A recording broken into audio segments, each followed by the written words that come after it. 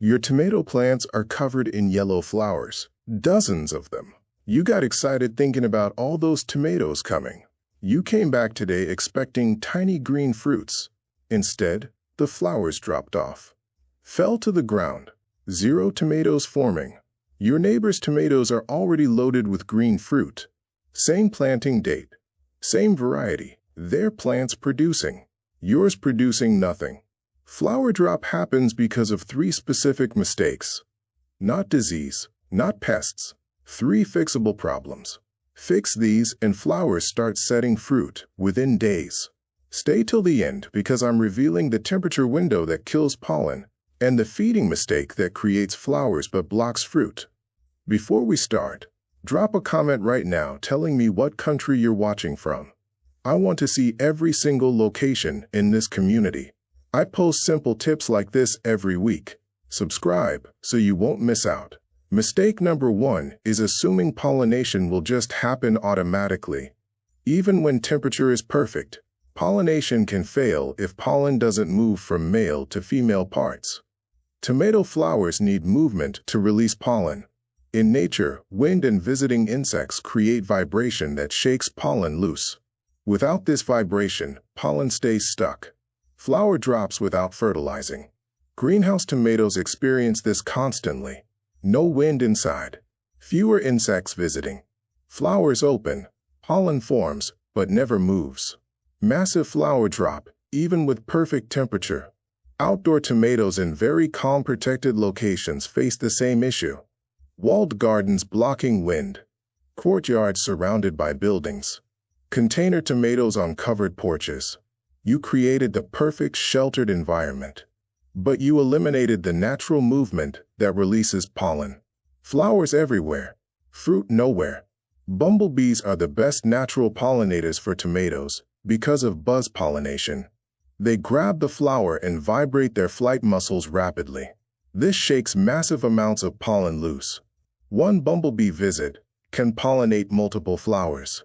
But if you're using pesticides, even organic ones, during flowering you might be killing the bees that would pollinate your tomatoes. You spray in the evening thinking you're being careful, but bees visit flowers early morning. They contact the residue. They die or get sick and stop visiting. No bees means no vibration, means no pollination. Stop all pesticide applications during flowering. Even organic ones. The flowers only last 2 to 3 days.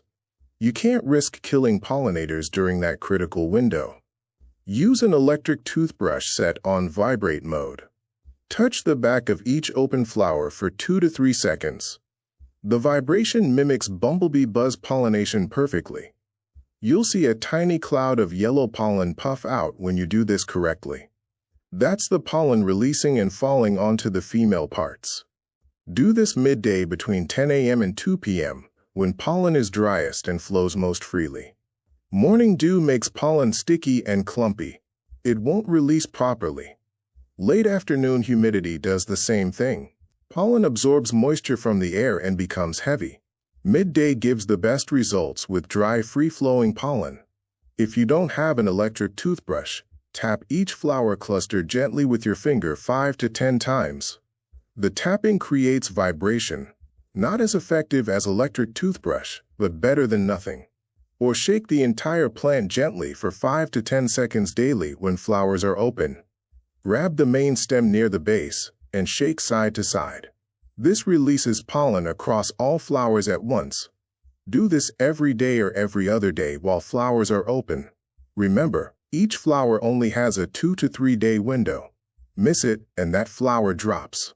You can't go back and pollinate yesterday's flowers. They're already gone. Space plants 18 to 24 inches apart minimum. 36 inches is even better for airflow. Crowded plants with branches tangled together have poor airflow. Even when wind blows, it can't penetrate dense foliage to shake flowers. Type pollination if you're going to start using the electric toothbrush trick. Mistake number 2 is temperature stress during flowering.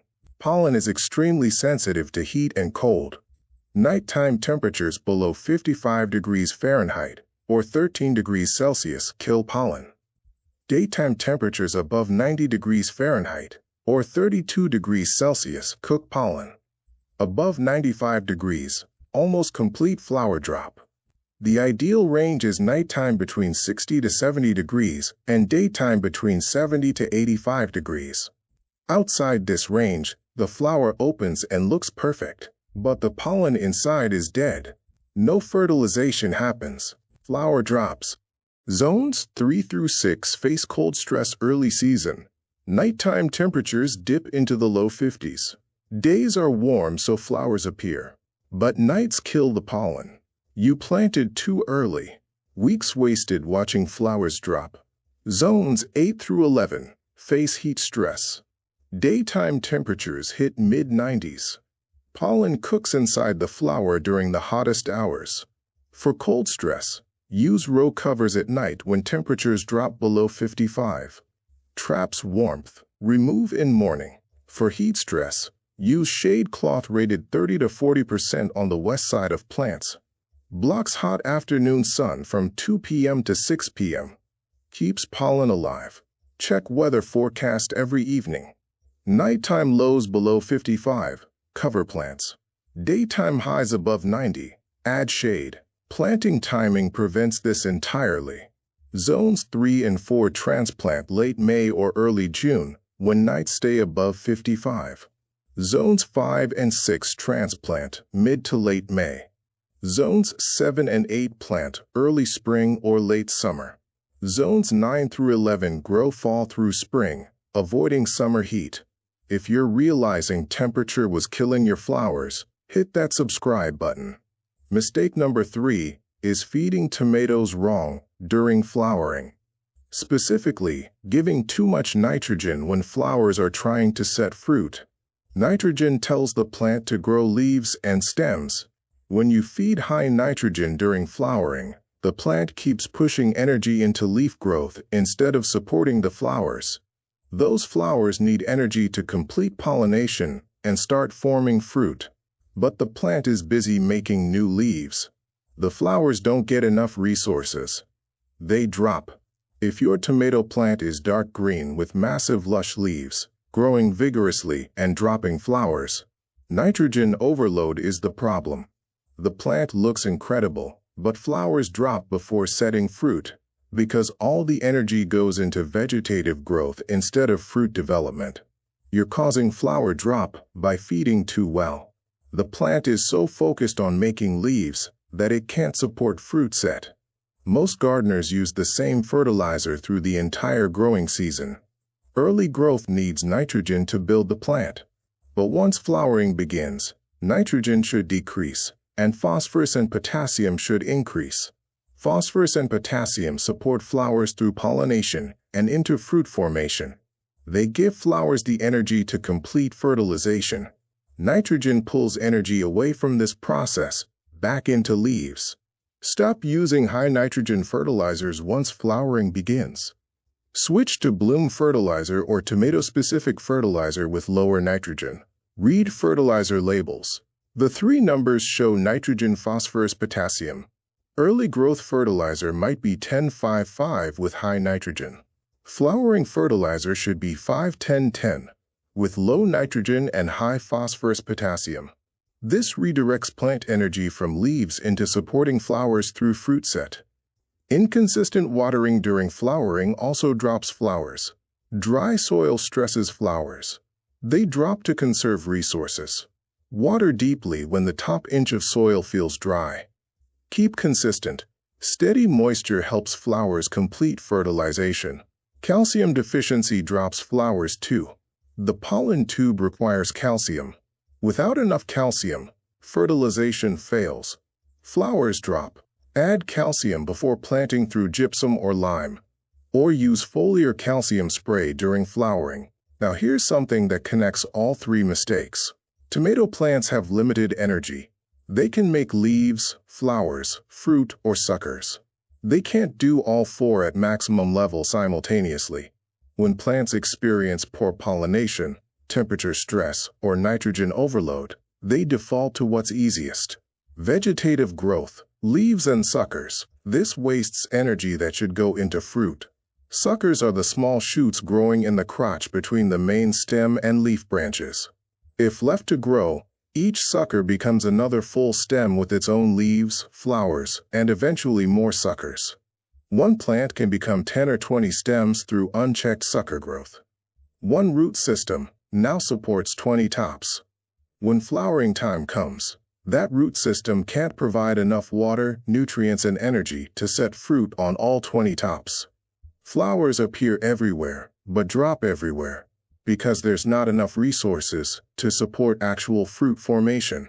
Remove suckers below the first flower cluster completely. These lower suckers drain energy without contributing to fruit production. They're below the fruiting zone, just making leaves.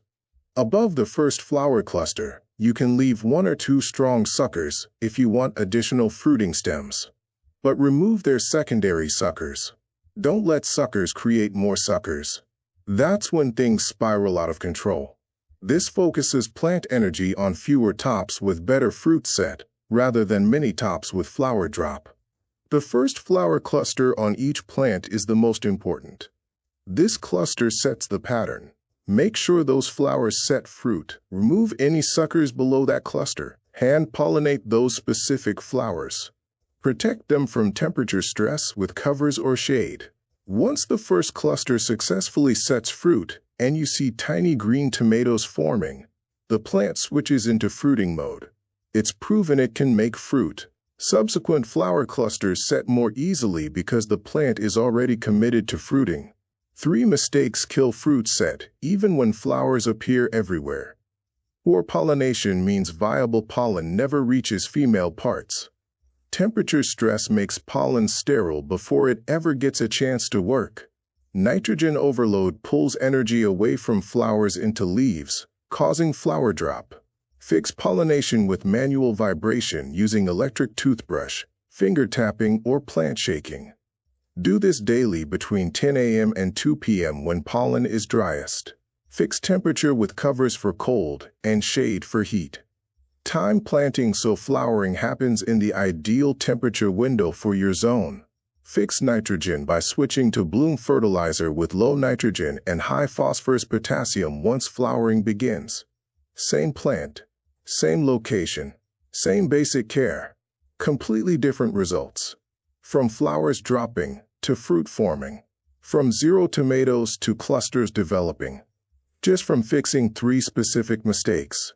Which mistake was killing your fruit set? Poor pollination? Temperature stress? Nitrogen overload? All 3? Drop a comment and tell me exactly which one you were making.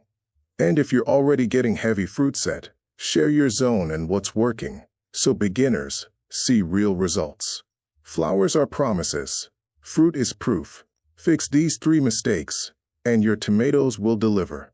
If this video helped you understand why your tomatoes weren't fruiting, hit that subscribe button, because I post simple, actionable tips just like this every week to help you grow your own food and get the biggest harvest possible. Thanks for watching, and I'll see you in the next one.